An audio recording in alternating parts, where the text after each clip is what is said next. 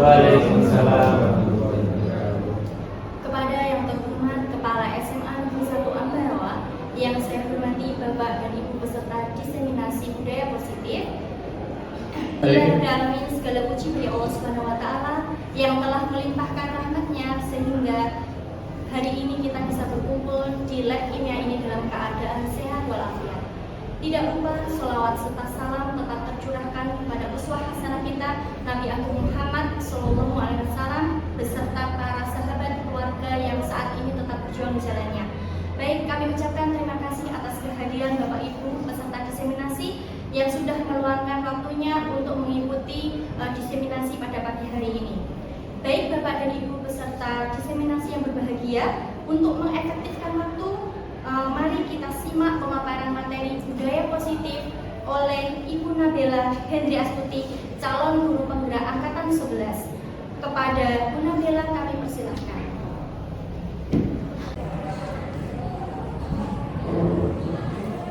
Assalamualaikum warahmatullahi wabarakatuh.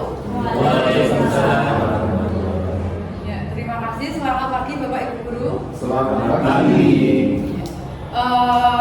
Untuk hari ini saya sangat berterima kasih sebelumnya kepada yang terhormat Bapak Supriyanto SPD selaku Bapak Kepala Sekolah yang sekarang berhalangan hadir. Kemudian saya juga sangat berterima kasih kepada Bapak Ibu guru yang sudah menyempatkan waktunya untuk hadir di sosialisasi atau pembahasan mengenai budaya positif.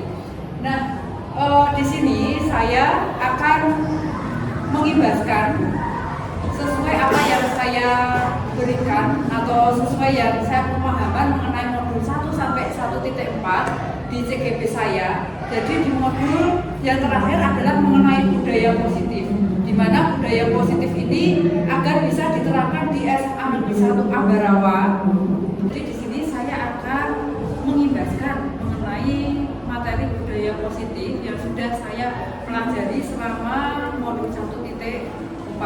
Nah, saya berharap di pengimbasan ini nanti Bapak Ibu guru semua juga bisa menerapkan ke warga sekitar sekolah, siswa, Bapak Ibu guru juga selanjutnya juga bisa mengimbaskan budaya positif di lingkungan sekolah kita. Gitu Bapak Ibu guru. Nah, selanjutnya mengenai penyebaran pemahaman dan penerapan pengalaman budaya positif yang selama ini Bapak Ibu guru lakukan di sekolahkan, apakah sudah Bapak Ibu guru terapkan di sekolah? Yang sudah, monggo tunjuk jari. Oke, Pak Asep, Bu Wita. Oke, baru 2, oh 3, Bu Meva. Baik, nah selanjutnya, jadi sudah ada Bapak Ibu guru yang melakukan pengimbasan atau melakukan budaya positif di sekolah ya. Nah, di sini nanti kita akan tahu lebih banyak mengenai budaya positif itu harus bagaimana sih. Nah, setuju atau tidak? Setuju. Yang setuju bisa tunjuk jari. Hukuman dapat mendisiplinkan anak. Oke, ada yang setuju, ada yang tidak. Yang kedua, pemberian hukuman dengan hal positif seperti membaca atau membersihkan halaman sekolah dapat mendisiplinkan anak. Setuju atau boten? Setuju. Oke, setuju lagi. Yang ketiga, memberi penghargaan dapat meningkatkan motivasi anak. Setuju atau boten? Setuju. Oke, jadi dari 3 poin yang saya berikan pertanyaan tematik, ternyata ada Bapak Ibu guru yang setuju dan tidak setuju. Nah, di sini nanti setelah saya jelaskan materi yang akan saya berikan, nanti Bapak Ibu akan mengetahui jawaban setuju atau tidaknya atau tidak setujunya.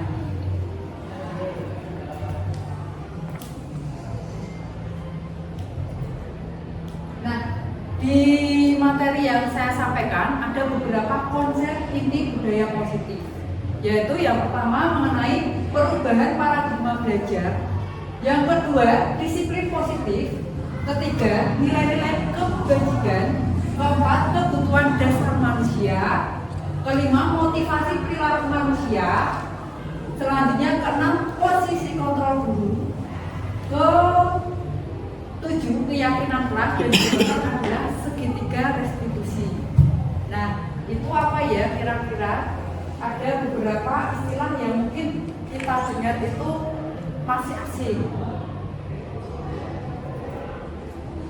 Nah, yang pertama mengenai pembelajaran paradigma baru. Nah, pembelajaran dengan paradigma baru merupakan pembelajaran yang dirancang berdasarkan prinsip pembelajaran berdiferensiasi. Berdiferensiasi yaitu ketika pembelajaran kita bisa mengelompokkan anak sesuai dengan kebutuhan masing-masing. Selanjutnya, sehingga para peserta didik belajar sesuai kebutuhannya berdasarkan tahap perkembangan sesuai teori psikologi modern untuk mewujudkan profil Pancasila. Nah, di sini Bapak Ibu Guru juga pasti mengenai beberapa profil Pancasila ya. Ada 6 mengenai profil Pancasila, yaitu yang pertama yaitu beriman, bertakwa kepada Tuhan Yang Maha Esa dan berakhlak mulia. Nah, di sini adalah penerapan yang paling inti atau yang paling utama.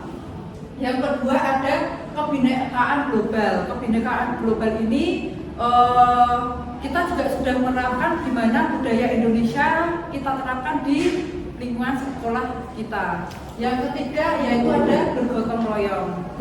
Bergotong royong itu bukan berarti ketika kita kerja bakti bersama dan lain sebagainya, tidak. Bergotong royong itu juga bisa berupa kolaborasi dengan teman sejawat maupun dengan anak didik kita. Selanjutnya ada kreatif, benaran kritis, mandiri. Nah, itu adalah 6 profil pelajar Pancasila. Selanjutnya saya akan memberikan suatu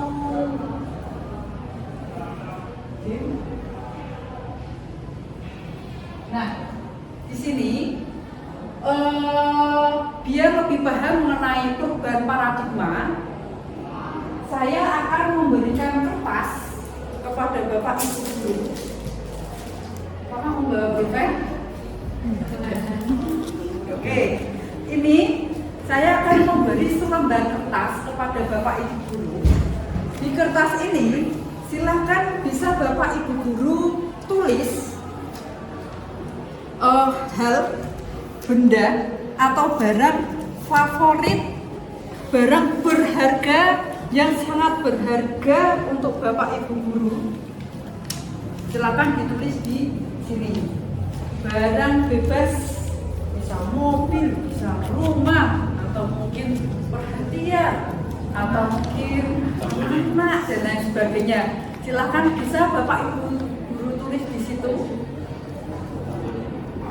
Ini adalah suatu penerapan paradigma ya, Bapak Ibu Guru lebih paham apa sih paradigma yang baru.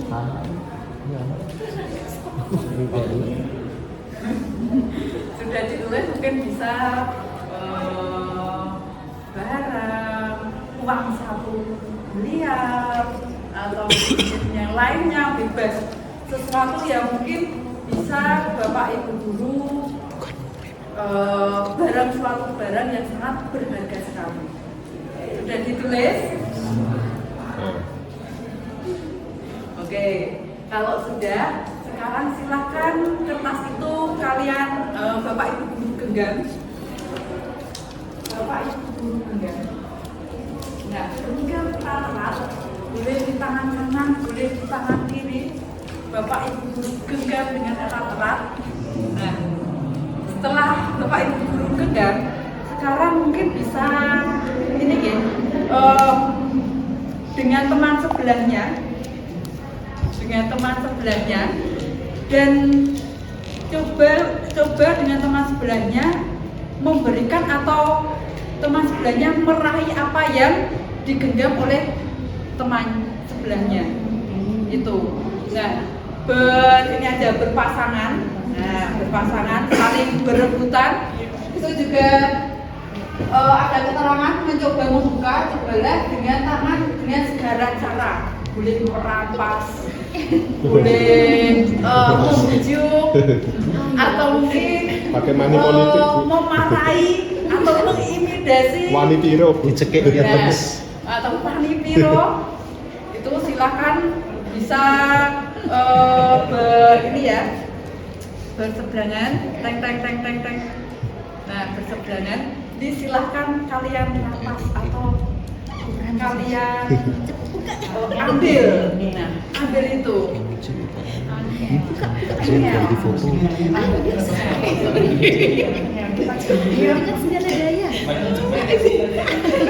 Oke. Ya, baik. Bagaimana Bapak Ibu Guru? Apakah tidak segampang yang kita bayangkan ya? Apakah ada yang dipersilakan membuka? Tidak. Oke, rata-rata ini ya tetap digenggam ya. Nah, dari sini suatu hal atau ini adalah kebutuhan kita. Jadi kebutuhan itu ketika diberikan orang lain dengan paksaan, dengan rujukan, pasti tidak akan kita berikan semena-mena. Mungkin kalau diberikan karena terpaksa, itu ya Bapak Ibu Guru. Nah, ini juga kita lakukan kepada murid kita.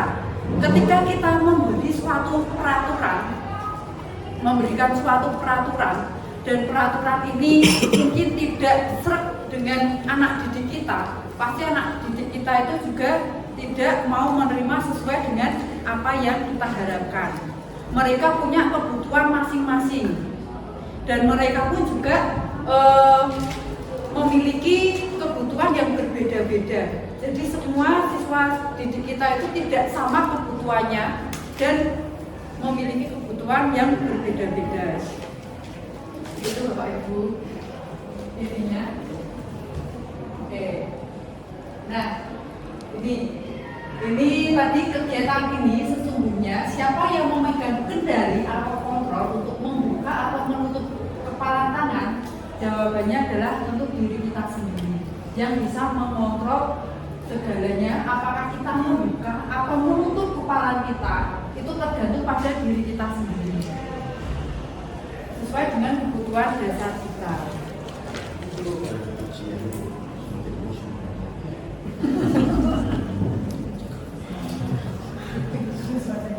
Oke.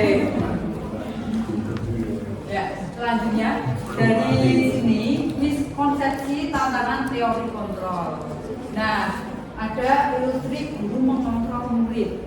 Guru mengontrol murid ini berarti kita itu mungkin di dahulu perkembangan dahulu paradigma yang dahulu itu memindset ketika guru itu dalam pembelajaran selalu teacher center, dalam artian guru harus berpihak pada guru. Padahal kenyataannya setelah saya mempelajari CGP dari modul 1.1, 1.2, 3, dan 4, sekarang saya baru paham sekarang ternyata kita dalam pembelajaran harus mengimbaskan pada anak didik kita. Dalam artian semua pembelajaran harus berpisah pada anak, bukan pada guru, gitu ya. Saya pun juga kadang ketika pembelajaran juga gimana caranya anak-anak terfokuskan kepada saya, tapi ternyata itu justru salah. Harusnya kita fokus kepada anak. Selanjutnya, ilusi bahwa semua penguatan positif, efektif, dan bermanfaat. Misalnya dalam pembelajaran itu anak ketika diberi tugas PR, kemudian anak gimana caranya anak ini bisa mengerjakan dengan ilusi, silakan kalian kerjakan, nanti dapat nilai yang bagus. Nah, itu salah satu penguatan positif. Nah, ini bagus sekali kalau kalian kerjakan dengan iming-iming gitu ya, istilahnya dengan iming-iming. Selanjutnya, ilusi bahwa kritik dan membuat rasa bersalah mampu menguatkan karakter.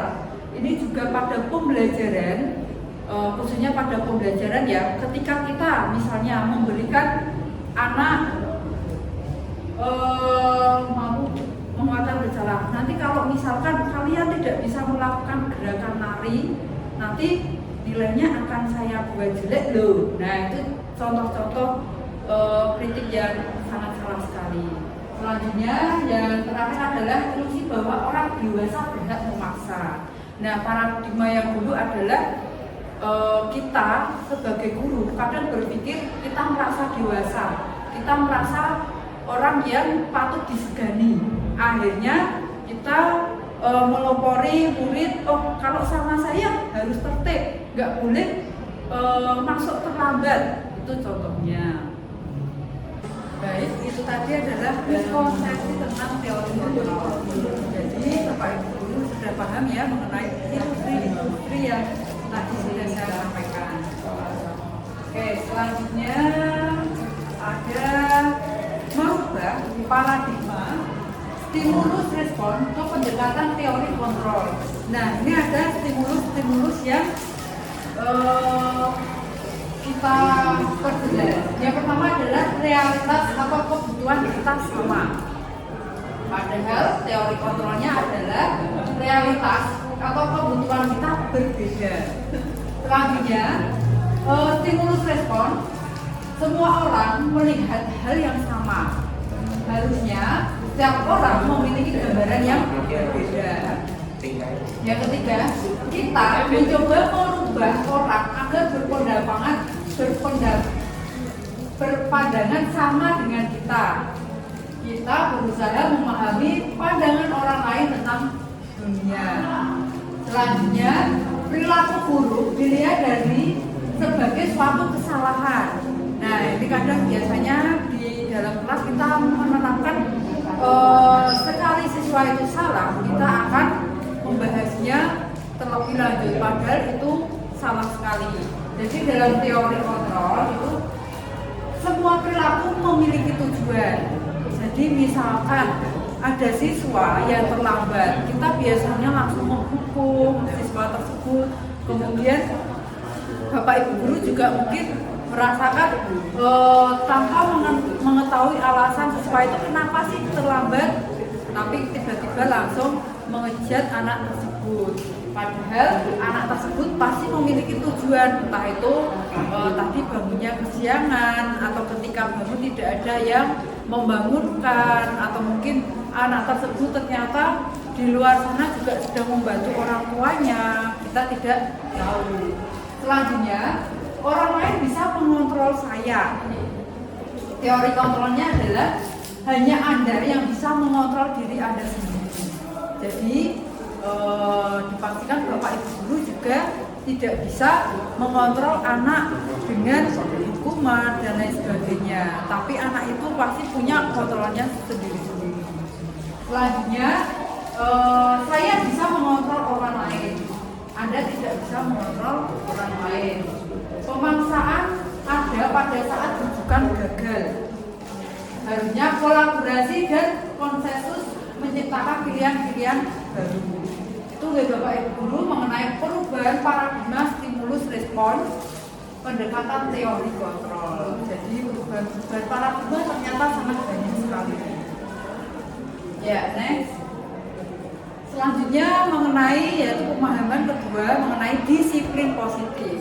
Nah, mungkin saya juga melihat di lingkungan SMA Negeri 1 Ambarawa ini mengenai disiplin positif ini sudah banyak diterapkan, dan mungkin ada beberapa inti yang belum diterapkan.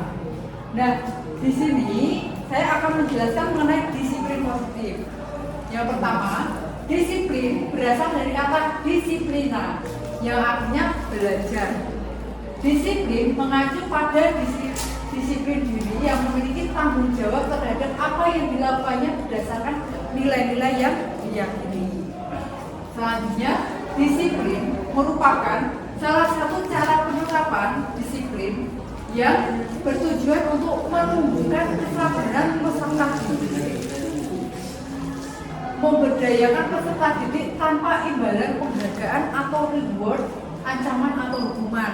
Nah, tadi sudah saya jelaskan di Bapak Ibu guru di awal materi yang sebelum saya sampaikan. Saya membuat pertanyaan formatif, di mana hukuman itu apakah bagus untuk mendisiplinkan anak. Nah, di sini ternyata sudah ada jawabannya, yaitu peserta didik memberdayakan peserta didik tanpa imbalan penghargaan atau reward, ancaman atau hukuman. Gitu. Selanjutnya sebagai pendidik, tujuan kita adalah menciptakan peserta didik yang memiliki disiplin tinggi sehingga mereka berperilaku mengacu kepada nilai-nilai kebajikan universal dan memiliki motivasi intrinsik dalam perubahan perilaku ke arah yang lebih baik. Jadi ada motivasi intrinsik dan motivasi ekstrinsik. Selanjutnya, nilai-nilai kebajikan. Nah, nilai-nilai kebajikan yang disepakati bersama lepas dari suku bangsa, agama, bahasa maupun latar belakangnya. Ini saya ambil dari contoh-contoh mengenai kebajikan di suatu organisasi. Jadi nilai-nilai kebajikan ini kita ambil berdasarkan ini ya Bapak Ibu, saya mencari referensi-referensi mengenai nilai kebajikan itu apa saja sih? Nah, saya mendapat 3. Yang pertama adalah profil belajar Pancasila. Profil belajar Pancasila pasti Bapak Ibu sudah tahu. Yang pertama adalah beriman dan bertakwa kepada Tuhan Yang Maha Esa. Selanjutnya kebinekaan global, gotong royong, mandiri, kreatif, dan benaran kritis. Yang kedua dari organisasi NGO Primary Years Program atau PYP itu menerapkan ada nilai-nilai kebajikan.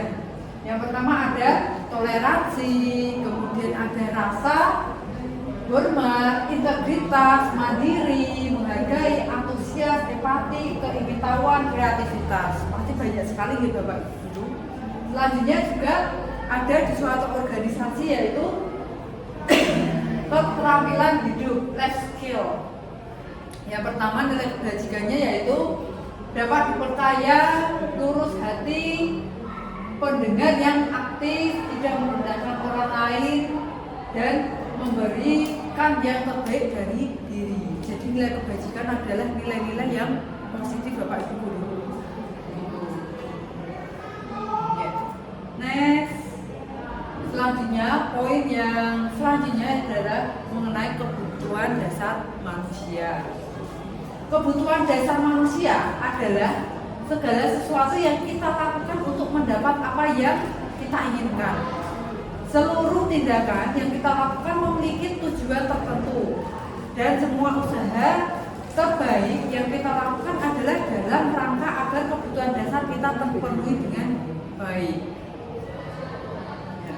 Kebutuhan dasar manusia itu ada 5. Apa saja? Jadi yang pertama adalah bertahan hidup. Kedua ada rasa kasih sayang dan rasa diterima. Penguasaan, kebebasan, dan kesenangan. Nah, kelima kebutuhan dasar manusia ini bisa kita terapkan ya Bapak Ibu. Misal, kita ketika ada pembelajaran melihat anak kelihatannya lesu, lelah, lemas. Nah, kita lihat dulu dari 5 dasar manusia ini, anak tersebut memiliki kekurangan dari 5 dasar kebutuhan manusia ini tidak. Misalkan ketika anak sedang lemah itu bisa kita tanya apakah sudah sarapan. Nah, ini kan termasuk dalam makanan, pakaian, tempat tinggal, kemudian keamanan, kesehatan. Mungkin anak tersebut kebutuhan dasar manusianya masih kurang. Kurangnya dalam arti mungkin anak tersebut ternyata lemes dalam mengikuti pembelajaran, ternyata sedang sakit. Itu Bapak Ibu.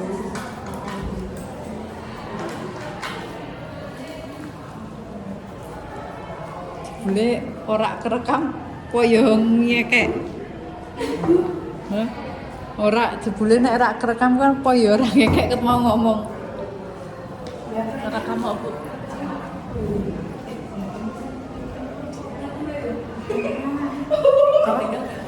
Enggak apa-apa. Oh, enggak.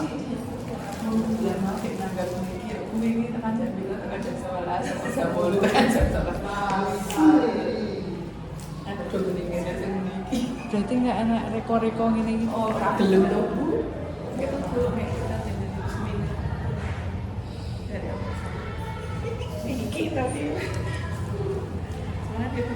Oke, Bu.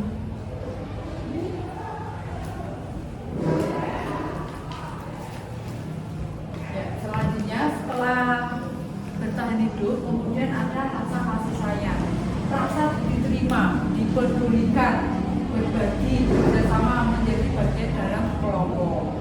Mungkin ini ya Bapak Ibu Guru, kita juga pernah membuat tugas kelompok kepada anak didik kita. Nah, dari tugas kelompok ini kita juga pasti melihat ada salah satu anak atau dua anak kadang tidak diterima di suatu kelompoknya.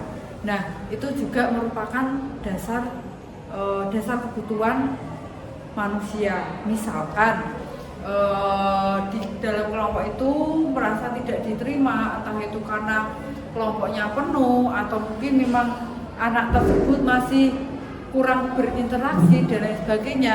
Nah, ini juga termasuk kebutuhan dasar manusia, yaitu rasa diterima, dipedulikan, berbagi, kerjasama, menjadi bagian dalam kelompok. Selanjutnya penguasaan. Penguasaan itu ada harga diri, keinginan untuk dianggap, memimpin, berprestasi, diakui dan didengarkan. Mungkin kita juga dari kebutuhan pokok yang poin ini, kita juga bisa menganggap anak, misalkan kita hanya menyebut namanya saja ketika di kelas, misalkan si Rifki sudah bagus ya tugasnya, apakah Rifki masih semangat? Nah, itu adalah bentuk dari penguasaan. Jadi anak merasa istilahnya tersanjung gitu Bapak Ibu Guru, tersanjung ketika namanya disebut, itu sudah luar biasa bagi anak. Selanjutnya adalah kebebasan, yaitu mandiri, memiliki pilihan, mencoba hal yang baru, mampu mengendalikan dirinya. Selanjutnya ada kesenangan, yaitu bermain, humor, tertawa. Nah, kalau ini jadi kita usahakan bagaimana caranya Bapak Ibu Guru ketika pembelajaran itu menerapkan 5 kebutuhan dasar manusia. Nah, yang poin terakhir ini tertawa. Jadi tidak masalah Bapak Ibu. Jadi kalau di kelas itu usahakan anak itu jangan sepaneng ketika di dalam kelas. Kalau anaknya sedang tertawa ya silakan, sedang bercanda ya silakan. Karena memang itu adalah termasuk kebutuhan dasar manusia. Oke, di sini apakah ada pertanyaan Bapak Ibu? Lanjut ya.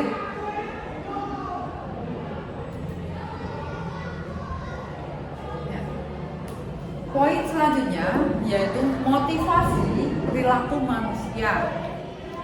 Ada 2 poin, yaitu mengenai motivasi intrinsik dan motivasi ekstrinsik. Motivasi ekstrinsik yaitu untuk menghindari ketidaknyamanan atau hukuman. Yang selanjutnya adalah untuk mendapatkan imbalan atau penghargaan dari orang lain. Selanjutnya motivasi intrinsik yaitu untuk menjadi orang yang untuk menjadi orang yang mereka inginkan dan menghargai diri sendiri dengan nilai-nilai yang mereka percaya. Ya, poin selanjutnya yaitu motivasi intrinsik. Ada motivasi perilaku manusia tadi ya Bapak Ibu. Nah, ini ada beberapa 3 poin tertentu dalam motivasi. Yang pertama adalah hukuman. Yang kedua adalah konsekuensi. Yang ketiga ada restitusi. Nah, saya sebagai CGP angkatan 11 ini juga baru mendengar sebenarnya Bapak Ibu mengenai restitusi. Sebelumnya saya kurang paham apa sih itu restitusi. Nah, setelah saya mendengar dan mendapatkan materi, ternyata restitusi ini adalah suatu kata yang sangat bermakna bagi saya. Dan mungkin Bapak Ibu Guru juga di pengimbasan hari ini Bapak Ibu Guru paham dan tahu restitusi itu apa. Nah, yang pertama mengenai hukuman. Kalau hukuman sudah Bapak Ibu Guru dengar dari sejak dulu ya Bapak Ibu, mungkin saya pun juga sejak kecil juga pernah mendengar mengenai hukuman. Bahkan saya ingat sekali nih Bapak Ibu ketika hukuman. Dulu waktu saya kuliah itu di olahraga, saya juga ingat sekali ketika saya mendapat hukuman. Hukumannya apa? Ketika saya terlambat masuk, karena mungkin anak olahraga nih Bapak Ibu. Jadi saya dengan almarhum dosen saya yaitu Pak Indro, dulu itu senang sekali ketika ada mahasiswanya telah pasti dihukum. Nah, hukumannya itu berutang Bapak Ibu. Jadi ketika saya pernah masuk itu kelas terlambat, saya dihukum suruh push up kurang lebihnya 50 kali. Nah, 50 kali. Tapi ketika karena itu pembelajarannya sangat harus dipercepat, jadi saya tidak melakukan hukuman tersebut.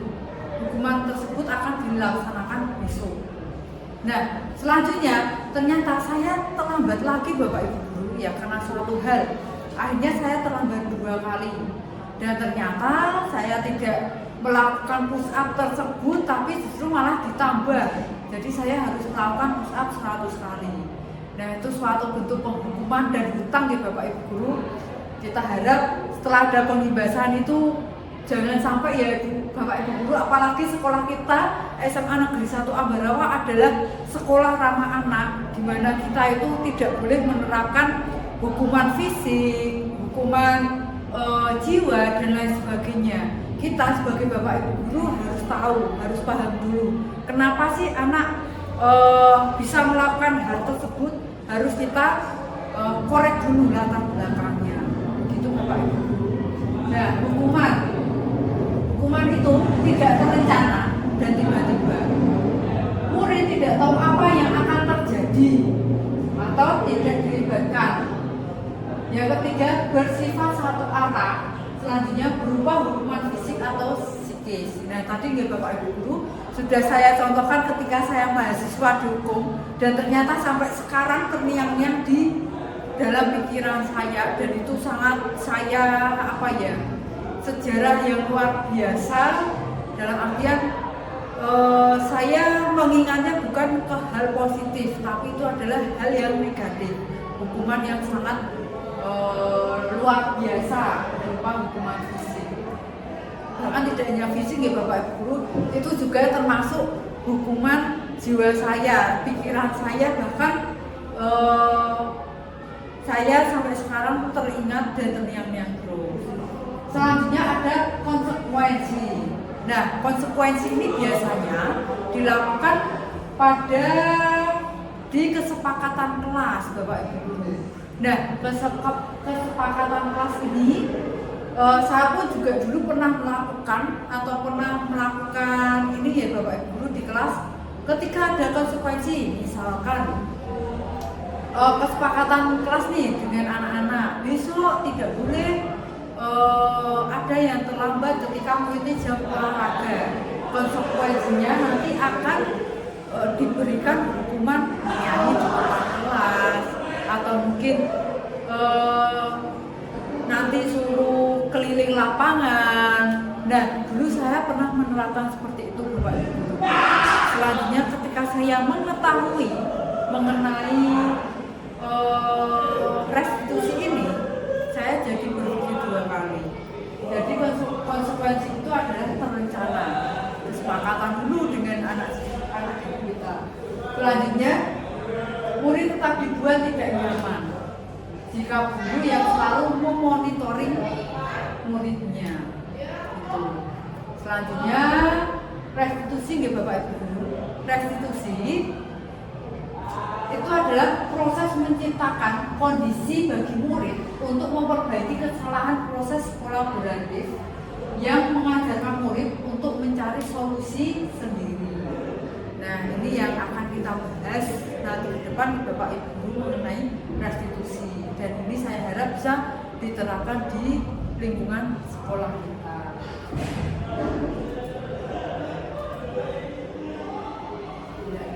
Selanjutnya, poin selanjutnya adalah 5 posisi kontrol guru. Nah, ini Bapak Ibu guru nanti di materi ini kita harapkan Bapak Ibu guru paham mengenai 5 posisi kontrol guru. Jadi 5 posisi kontrol guru itu apa saja sih? Yang pertama ada penghukuman, yang kedua pembuat merasa bersalah, ketiga teman, keempat pemantau, dan kelima manajer. Nah, Bapak Ibu guru mungkin kalau hanya saya jelaskan itu kurang ini gitu Bapak Ibu guru, dipikir-pikir kurang ada pandangan dan mungkin bingung ini maksudnya seperti apa. Nah, nanti juga saya tampilkan suatu video.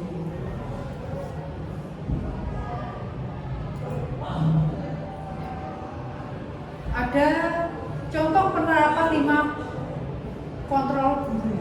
Yang pertama adalah penghukuman. Nah, hukuman biasanya guru menjelaskan ke anak ketika ada anak yang salah. Guru memberi penghukuman. Misalkan anak terlambat masuk kelas, kemudian guru memberi hukuman. Hormat pada bendera selama 1 jam. Itu nih Bapak Ibu guru, pasti Bapak Ibu guru di sini juga pernah tahu dan mungkin ada Bapak Ibu guru yang merasakan mengenai hukuman. Jadi hukuman ini secara langsung kepada anak didiknya. Yang kedua, posisi kontrol yang kedua adalah membuat merasa bersalah. Misalnya contoh pertanyaan atau tanggapan guru ke anak ketika anak sedang terlambat masuk kelas. Berapa kali ibu atau bapak harus kamu selalu saja mengecewakan bapak ibu guru? Jadi ada ini nih bapak ibu guru, siswa jadi merasa bersalah ketika terlambat itu. Siswa bukannya merasa oh saya salah, saya akan melakukan ini, tapi tidak. Kalau di sini posisi membuat merasa bersalah, justru anak itu akan merasakan drop. Apakah ibu atau bapak harus selalu kamu kecewakan? Ini selanjutnya ada contoh dari bapak ibu guru video mengenai posisi penghukuman.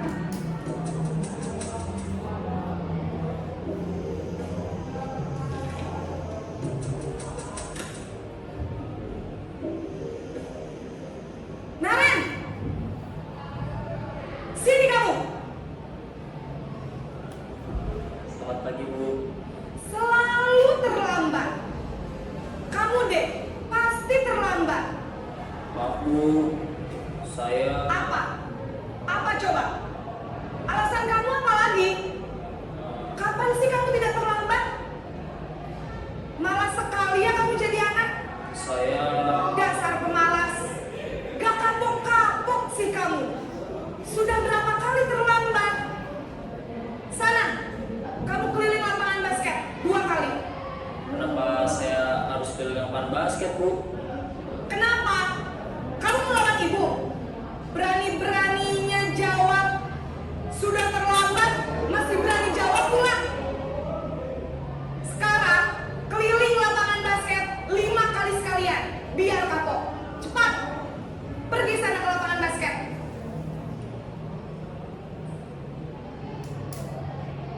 Selanjutnya ada mengenai posisi kontrol.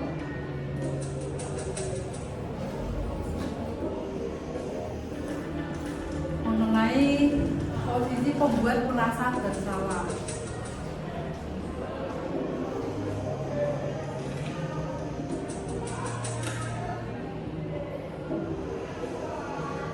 Naren!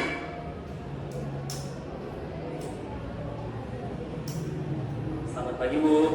Naren, kamu kenapa terlambat lagi, nak? Ya Tuhan, Naren, kamu senang ya bikin ibu susah ya? Kalau kamu terlambat lagi, nanti ibu yang ditegur bapak kepala sekolah, nak. Disangka ibu tidak bisa membina kamu. Duh, gimana ini?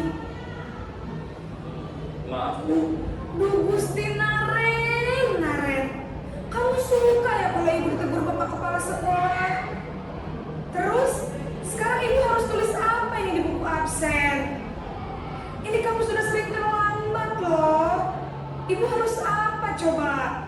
Maaf Bu, maaf sekali. Ya sudah, lain kali jangan bikin ibu susah lagi ya nak ya. Ibu tidak akan kuat lagi kalau kamu begini terus. Bisa jantungan kalau ibu tegur bapak kepala sekolah. Sana cepat ke kelas. Maaf ya Bu, maaf sekali.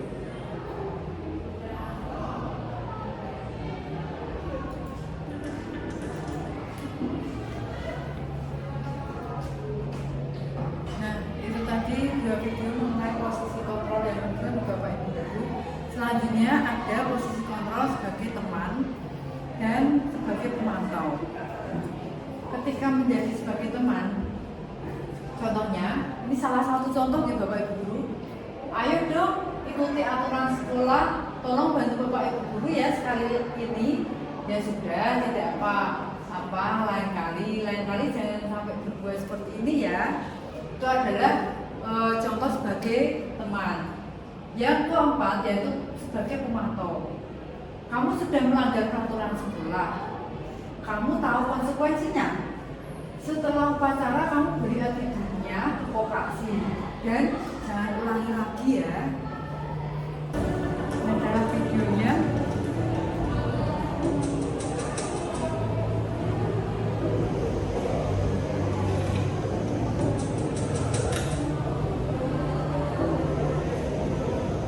Naren!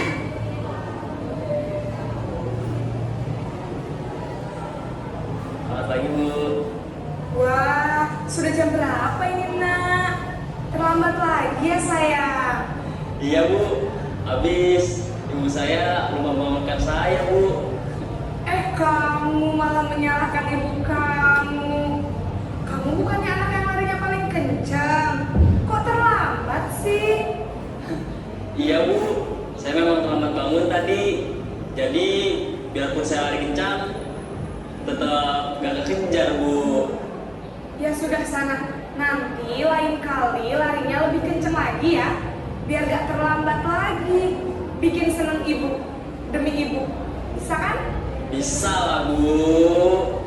Ya sudah sana masuk kelas. Ibu beresin urusan absen kamu. Kamu ini ada saja.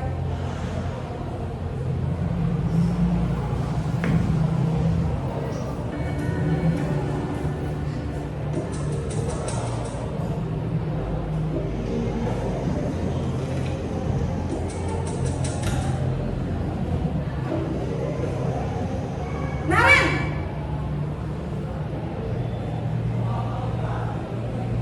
Selamat pagi Bu. Naren, apa peraturan sekolah kita tentang jam berapa kita harus masuk sekolah, nak? Kita harus di sekolah jam 7 Bu.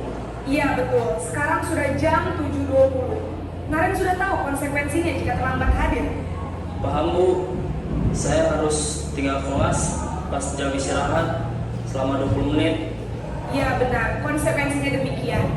Jadi nanti jam 9.30 pas istirahat, kamu harus tinggal di kelas, kerjakan tugas tambahan untuk ketertinggalan kamu, ya? Baik Bu. Selanjutnya adalah ada posisi kontrol sebagai manajer. Apakah kamu tahu kira-kira bagaimana kamu memperbaiki kesalahan kamu?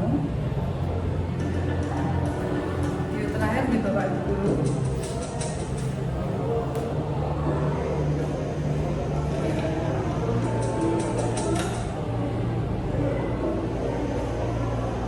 Naren!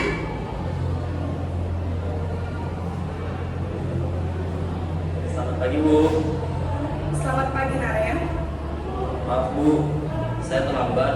Iya, sekolah masuknya jam 7, sekarang sudah jam 7.20. Jadi sekarang bagaimana ini, Naren? Maaf Bu, saya lupa setel alarm saya semalam. Baiklah, menurut kamu, keyakinan sekolah yang mana yang perlu kamu tingkatkan? Menghargai diri sendiri dan orang lain mungkin ya Bu. Setuju. Jadi, apakah Naren meyakini prinsip saling menghormati tersebut? Iya Bu, saya meyakininya. Apakah Naren bersedia memperbaiki masalah keterlambatan ini? Bersedia Bu. Bagaimana kamu akan perbaiki masalah keterlambatan ini? saya akan coba untuk tidak lupa menyetel alarm saya, Bu. Baik, kalau Naren lupa menyetel alarm di rumah, ada orang yang kira-kira bisa bantu mengingatkan tidak? Ada, Bu. Kakak saya, Kak Emma. Ada lagi selain Kak Emma? Selain Kak Emma, ada ibu saya. Baik, jadi yang mengingatkan Naren adalah Kak Emma dan ibu kamu ya? Kira-kira akan mulai set alarm kapan nih Naren? Setelah pulang sekolah, akan segera saya lakukan.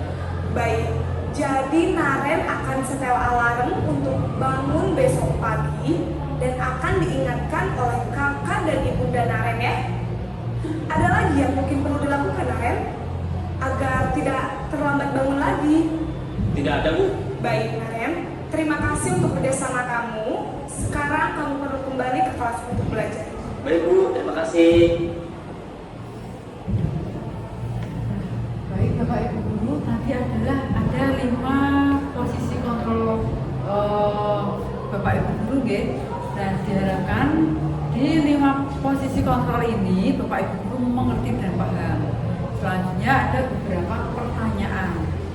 Ini Bapak Ibu Guru bisa dijawab bersama-sama nggih untuk mengetahui pemahaman Bapak Ibu Guru mengenai posisi kontrol yang sudah saya terapkan. Selanjutnya ada beberapa pertanyaan untuk menguatkan diskusi kita pagi hari ini. Yang pertama, posisi kontrol apakah aku? Ada sebuah pertanyaan yaitu, saya kecewa sekali dengan kamu. Kira-kira masuk posisi kontrol apa, Bapak Ibu Guru? Pembuat merasa bersalah. Baik, pembuat merasa bersalah. Ya, yang kedua, kamu tidak pernah belajar melakukannya. Kira-kira masuk apa? Penghukum. Oke, bagus. Berarti udah paham ya Bapak Ibu Guru? Ya, selanjutnya ada apa rencana kamu untuk menyelesaikan masalah ini? Manajer. Yakin manajer Bapak Ibu? Ya, betul, manajer. Yang keempat ada ayolah lakukan ini Bapak Ibu Guru ini. Kira-kira masuk apa Bapak Ibu Guru? Teman. Oke, bagus. Jawabannya teman. Yang terakhir, kamu tidak pernah mendapat nilai jika tidak mengerjakan tugas. Nah, ini kira-kira apa Bapak Ibu Guru? Pemantau atau manajer ini? Pemantau. Oke, kita cek jawabannya. Oh iya, pemantau. Bagus Bapak Ibu, berarti pemahaman mengenai posisi kontrol ini sudah bagus. Jadi Bapak Ibu mengenai keyakinan kelas. Mengapa keyakinan kelas? Mengapa bukan peraturan kelas? Jadi mengenai keyakinan kelas ini, mungkin Bapak Ibu Guru dari dulu mendengarnya peraturan kelas ya. Nah, peraturan kelas ini bisa kita lihat dari sekolah kita. Adanya peraturan kelas di misalkan anak harus masuk pelajaran 5 menit sebelum bel berbunyi. Nah, itu adalah peraturan kelas. Sedangkan dalam ini ya Bapak Ibu, setelah saya mempelajari ternyata peraturan kelas dan keyakinan kelas itu sangatlah berbeda.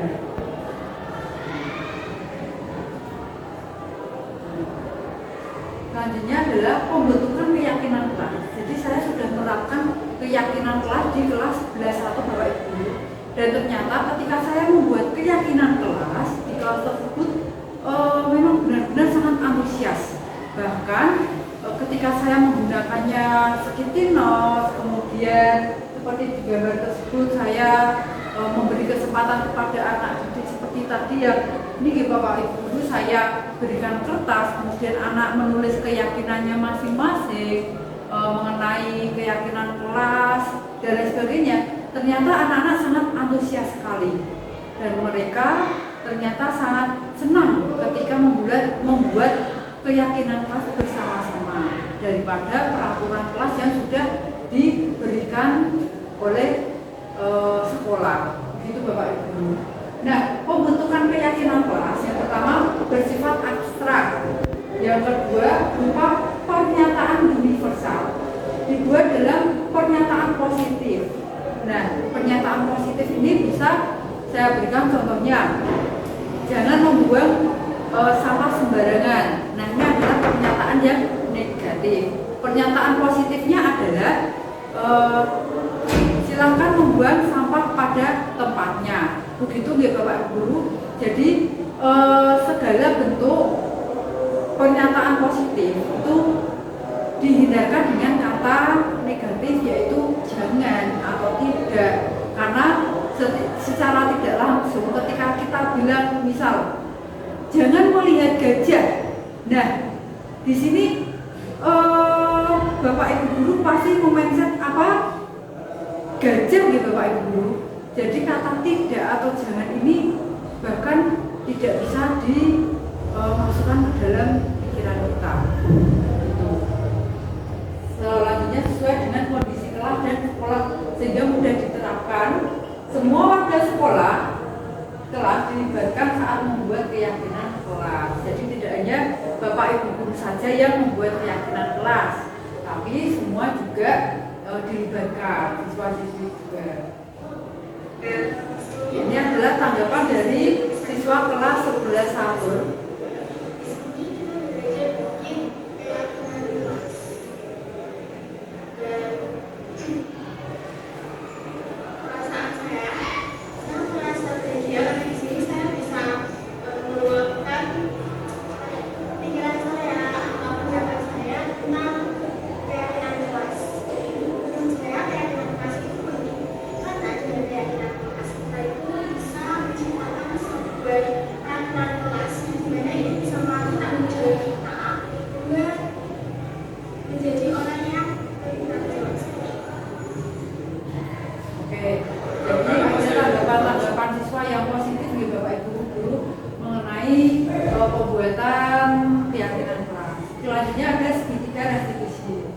Yaitu suatu proses dialog yang dijalankan oleh guru agar dapat menghasilkan murid yang mandiri dan bertanggung jawab.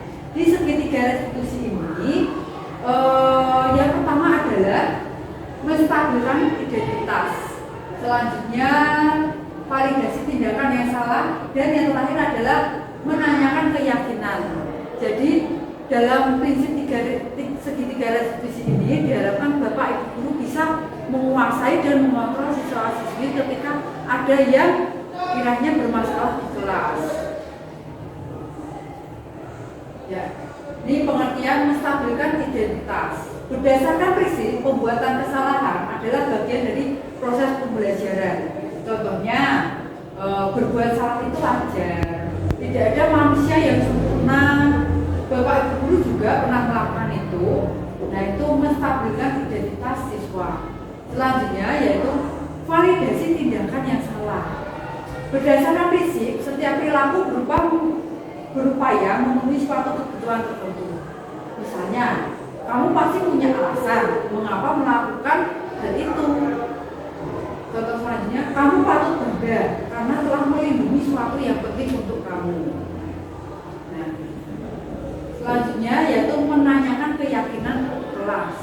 Misal, berdasarkan prinsip teori kontrol bahwa pada dasarnya kita termotivasi secara intrinsik. Contohnya, apa yakin?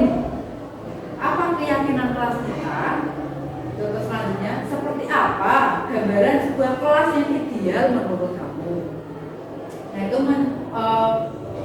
mengenai meyakinkan kelas. Nah, ini adalah restitusi penerapan segitiga restitusi. Di sini saya sudah membuat video mengenai siswa yang sedang bermasalah di kelas, bermasalah karena siswa tersebut marah ketika pekerjaannya dicontek. Itu nih Bapak Ibu. Di sini saya menstabilkan kondisi siswa tersebut. Selanjutnya, sepertinya suaranya kurang terdengar ya. Saya next. Selanjutnya saya memvalidasi tindakan yang salah dan saya berupaya meyakini keyakinan kelas apa yang setelah siswa kita lakukan gitu. Nah, terakhir ya Bapak Ibu Guru, karena waktunya memang cukup lama ini penutup.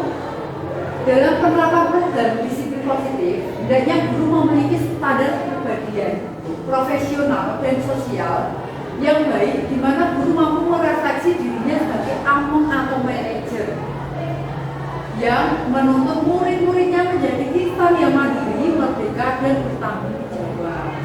Ya, ini adalah pemaparan yang telah saya sampaikan Bapak Ibu Guru. Terima kasih waktunya, karena waktunya mungkin memang sudah waktu istirahat Bapak Ibu Guru. Saya kembalikan ke moderator. Terima kasih. Baiklah Bapak Ibu, peserta Mindasa, demikian pemaparan materi budaya positif dari Ibu Nabila, calon guru putra angkatan 11. Mungkin Bapak dan Ibu peserta diseminasi ada pertanyaan, saran, atau kritik, dipersilakan.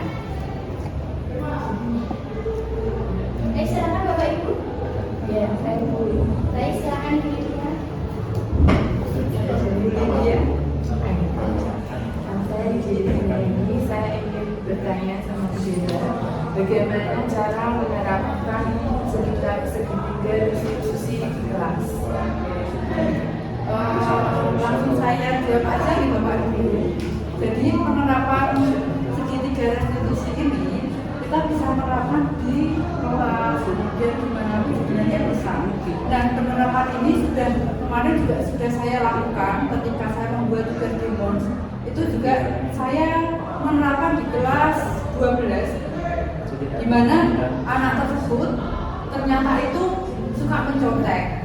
Nah, ketika suka mencontek, kemudian saya panggil anaknya, kemudian saya menerapkan segitiga restitusi, di mana di situ ada menstabilkan siswa, kemudian ada juga validasi siswa dan lain sebagainya. Nah, di sini anak jadi mengerti. Jadi, bagaimana caranya ketika menerapkan segitiga restitusi, kita luangkan dulu waktu untuk pemanggilan anak. Setelah pemanggilan anak, yang bersangkutan kita coba tanyakan dengan nada yang jangan nada tinggi, tapi nada yang rendah. Kemudian kita menggunakan segitiga restitusi tadi, ada validasi, kemudian menstabilkan posisi dan lain sebagainya itu.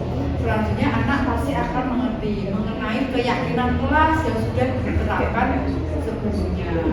Begitu. Jadi sebelum kita menggunakan segitiga restitusi ini, alangkah baiknya kita menerapkan dulu, apalagi untuk wali kelas ya, menerapkan keyakinan kelas. Nah, keyakinan kelas ini kesepakatan dengan anak-anak, dan anak-anak juga merasa bertanggung jawab, dia memiliki keyakinan kelas di kelas tersebut. Jadi ketika ada seperti anak mencontek dan lain sebagainya, anak itu akan bertanggung jawab dan tahu apa sih kesalahan saya, apa sih yang harus saya lakukan. Itu Bu Lydia. Terima kasih. Apakah ada pertanyaan lain Bapak Ibu Guru? Ya, saya Oke, Pak Zen. Oke, baiklah, perkenalkan nama saya Zain Ihsan. Saya ingin bertanya sesuatu. Bu Bila, apakah segitiga restitusi ini bisa diterapkan setiap hari? Oke, baik. Jadi, apakah segitiga restitusi bisa diterapkan setiap hari? Jadi, segitiga restitusi ini bisa diterapkan setiap saat. Namun kita juga melihat kondisi Bapak Ibu. Jika ketika ada anak yang berkelahi, tidak mungkin ya kita langsung segitiga restitusi, validasi, dan ini nggak mungkin. Jadi kita juga lihat kondisinya dulu. Seperti misalkan anak sedang emosinya meledak-meledak, atau mungkin anak memiliki emosi yang belum bisa dikontrol. Nah, kita harus melihat kondisi anak tersebut dulu. Menenangkan anak tersebut, barulah kita bisa menerapkan segitiga restitusi. Dan selanjutnya ketika penerapan ini bisa dilakukan setiap saat, asalkan kita melihat kondisi ketika anak tersebut juga sedang baik-baik saja, atau menenangkan anak tersebut dahulu. Itu Pak Zen. Ya, Pak. Terima kasih atas penjelasan. Terima kasih. Selanjutnya apakah ada umpan balik untuk Bapak Ibu guru mengenai pemaparan yang saya terangkan? Bu, Ya, Pak Komisi. mohon izin untuk menyampaikan komentar dalam forum ini. Nama saya Pak Muji Budi Bonjoro. Terima kasih sekali saya telah diberi kesempatan untuk hadir di forum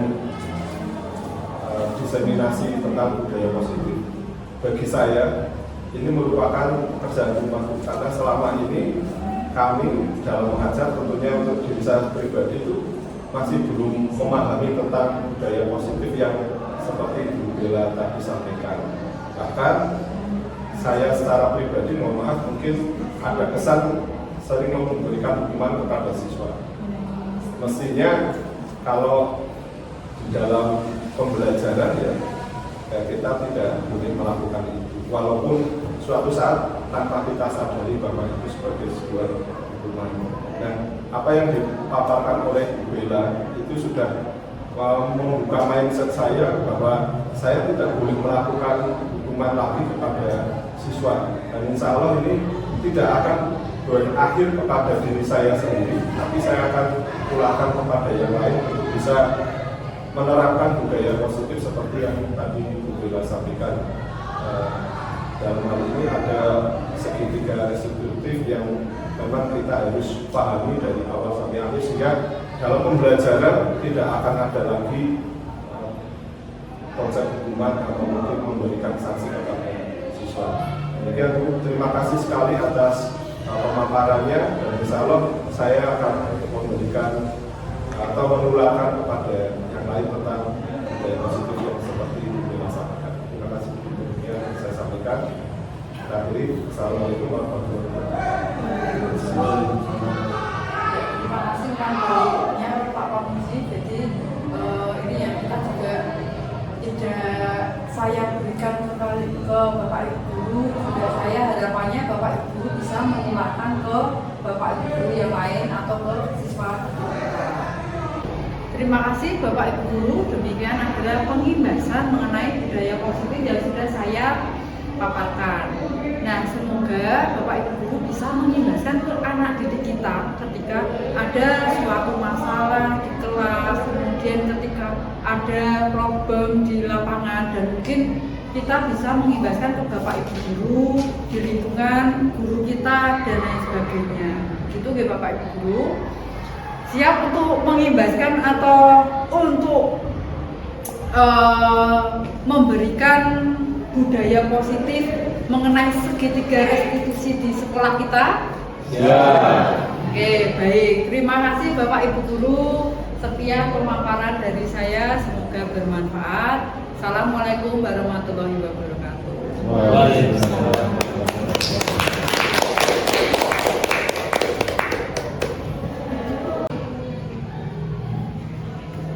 Alhamdulillahirrahmanirrahim, kegiatan diseminasi budaya positif telah dapat dilaksanakan dengan baik dan lancar.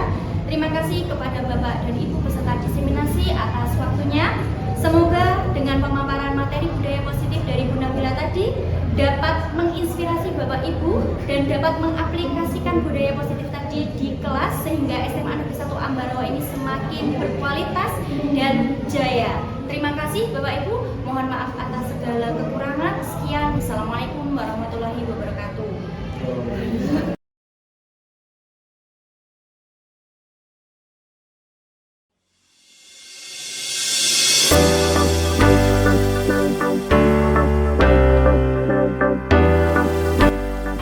Selamat pagi. Pagi. Oke, kita siapkan dulu. Albert, silakan disiapkan. Siap, gerak. Yang maju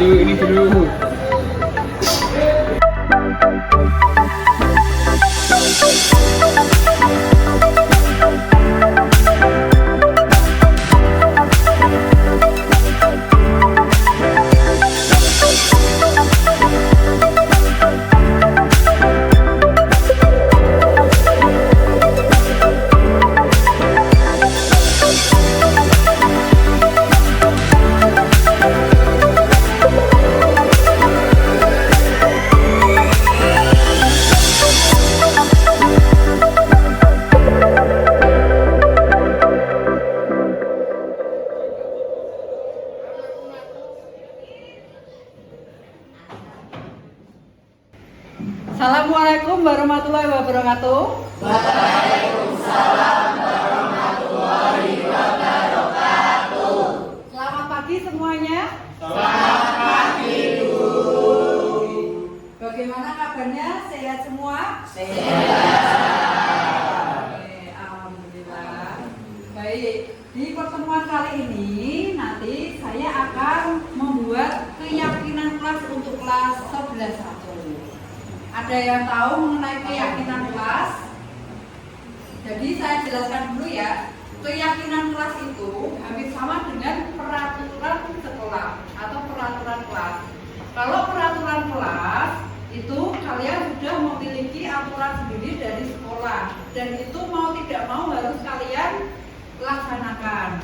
Namun kalau keyakinan kelas nanti kita membuat kesepakatan di kelas itu berupa hal-hal yang positif. Jadi kalau keyakinan kelas nanti kita akan membuat deskripsi atau kalimat yang kita gunakan agar kedepannya kelas kita menjadi baik. Nah, salah satu keyakinan kelas itu bisa berupa kalimat-kalimat positif. Itu ya. Nah, menurut kalian sebelum kita memasuki mengenai keyakinan kelas, apakah ada masalah di kelas ini? Silakan tunjuk jari. Ya. Masih banyak yang mencontek. Oke, masih banyak yang mencontek di kelas ini. Ada lagi? Masih banyak yang ada yang sering telat-telat gitu masuk pelajaran atau kelas pagi mungkin. Oke, baik. Ada yang terlambat ketika masuk kelas. Apakah ada lagi? Masih banyak yang buang sampah sembarangan. Oke, masih banyak yang membuang sampah sembarangan. Nah, ternyata di kelas ini masih banyak masalah-masalah yang harus kita perbaiki. Nah, di kesempatan kali ini semoga setelah kita membuat keyakinan kelas kita menjadi nyaman. Gitu ya. Nah, nanti akan ada beberapa papan. Ini nanti silakan saya berikan kalian lembar kertas untuk mengisi mengenai keyakinan kelas. Keyakinan kelas itu silakan kalian isi dengan kata-kata positif. Kata-kata positif itu seperti apa? Misal, jangan menggunakan kata jangan atau tidak. Contohnya, jangan membuang sampah sembarangan. Bisa kalian ganti dengan apa? Ya, buang sampah pada tempatnya. Begitu ya. Karena ini keyakinan atau kesepakatan kelas ini nanti kedepannya untuk kalian bisa menghormati teman kalian, kemudian bapak ibu guru dan semua warga sekolah. Begitu ya. Oke, akan saya bagikan sticky notes-nya. Lihat.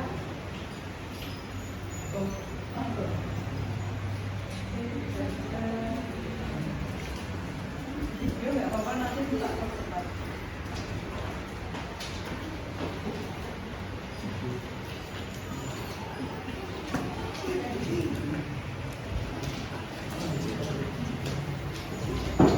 Satu kalimat saja yang menurut kalian harus adanya perubahan di kelas kita.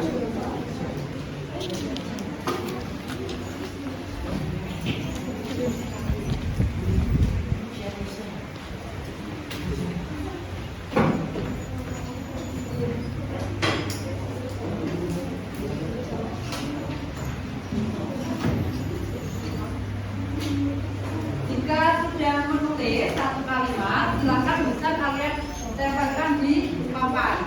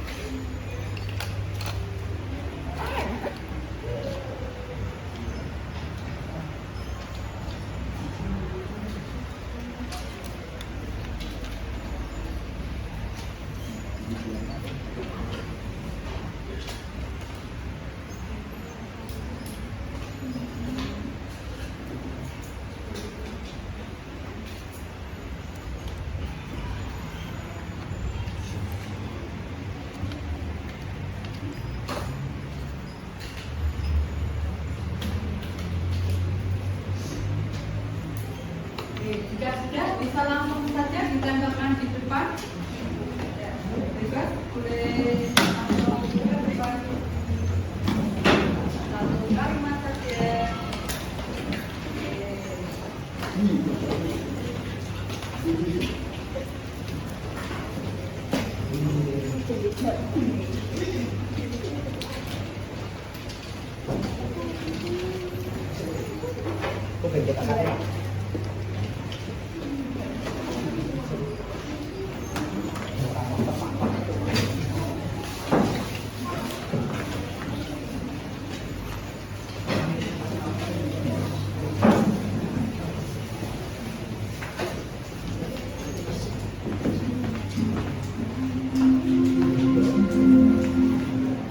Saat yang ke-9 dimulai.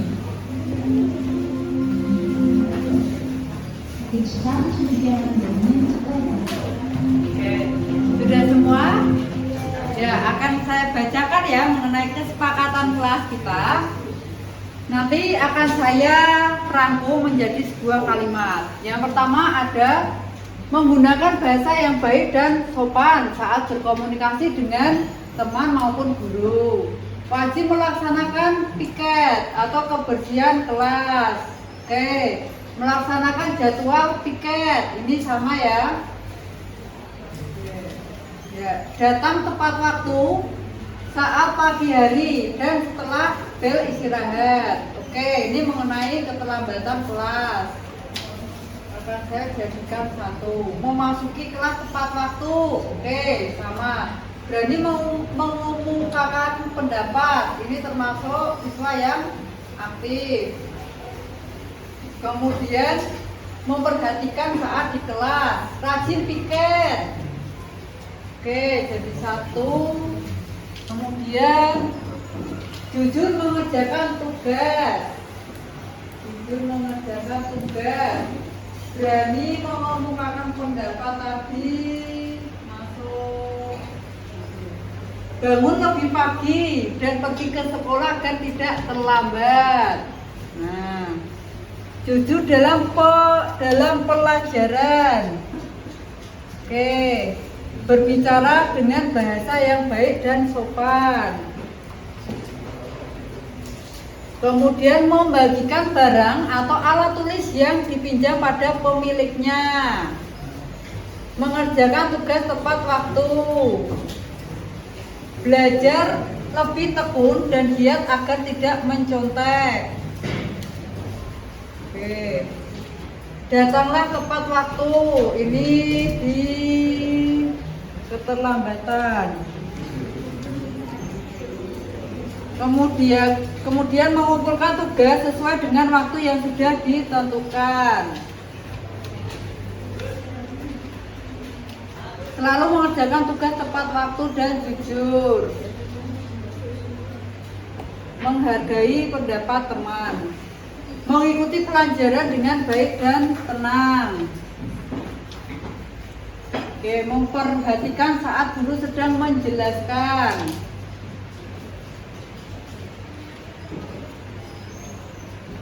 Selalu tepat waktu dalam mengumpulkan tugas. Menggunakan handphone jika diperlukan. Selalu menghargai waktu dan disiplin untuk mengatur waktu. Selalu datang tepat waktu di jam pelajaran. Jadilah orang yang disiplin dan bertanggung jawab. Melaksanakan piket sesuai jadwal. Piket, oke.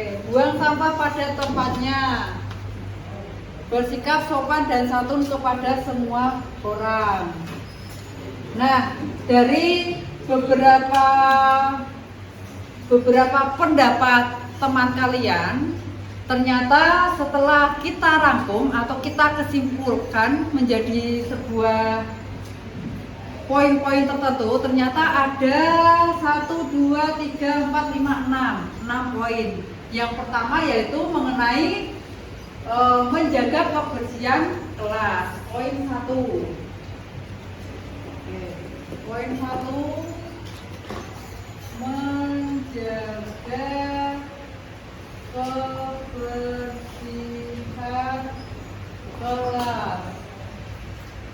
Untuk poin 2 mengenai tepat waktu. Ini termasuk keyakinan pada apa?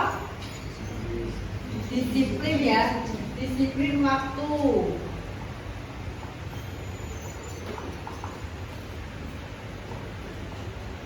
Yang ketiga mengenai mengerjakan tugas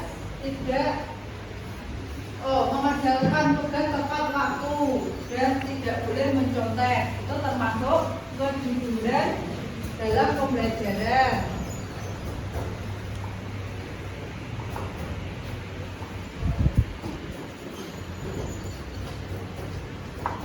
Yang keempat ada berbicara dengan bahasa yang baik dan sopan. Ini termasuk apa? Keyakinan kelas yang sopan dan santun. Betul. Yang kelima ada mengembalikan barang kepada pemiliknya. Ya, betul. Bertanggung jawab.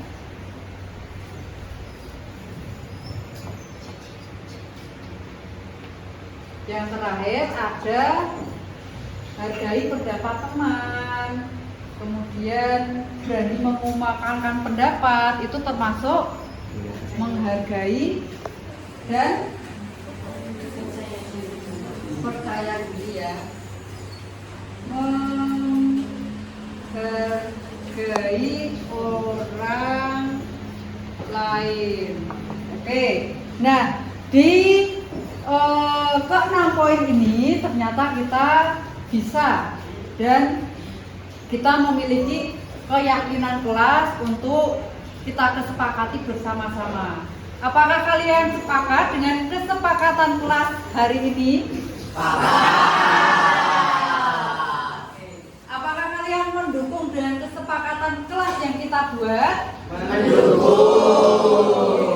Baik. Jadi kita punya poin 6 ya. Yang pertama menjaga kebersihan kelas, disiplin waktu, ketiga kejujuran dalam pembelajaran, keempat sopan santun, kemudian kelima ada bertanggung jawab, dan keenam adalah menghargai orang lain. Nah, di sini bisa kalian terapkan dengan sesama teman, guru maupun warga sekolah. Oke? Apakah di sini ada pertanyaan? Ya, oke. Kalau tidak ada, ini ya, terima kasih waktunya. Hari ini kita bisa membuat keyakinan kelas untuk kelas 11-1. Baik, karena keyakinan kelas sudah kita rencanakan, sekarang kita tanda tangani untuk kesepakatan kelas ini, biar keyakinan kelas bisa berjalan dengan baik. Itu ya, silakan bisa tanda tangan.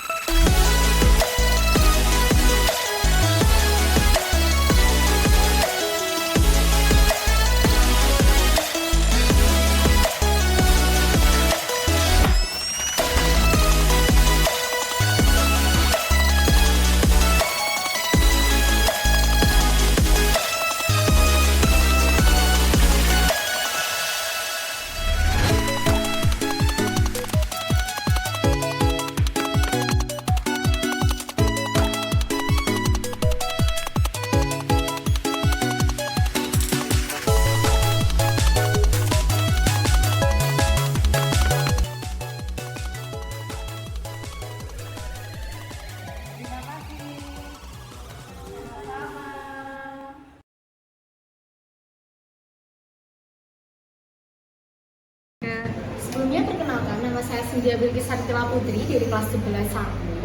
Di sini kita belajar bikin keyakinan kelas. Dan